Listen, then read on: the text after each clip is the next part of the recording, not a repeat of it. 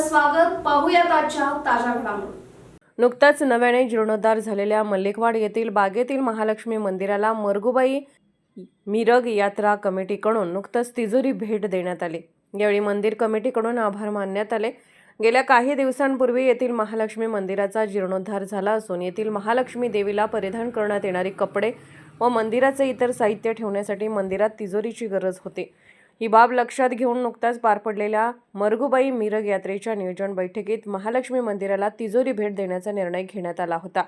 त्यानुसार यात्रा उत्साहात साजरी झाल्यानंतर यात्रा कमिटीकडून तिजोरी आणून ती मंदिर कमिटीकडे नुकतीच सुपूर्द करण्यात आली. यावेळी मंदिर कमिटीचे सदस्य संजय वडगावे यांनी मरगुबाई मिरग यात्रा कमिटीचे आभार मानले.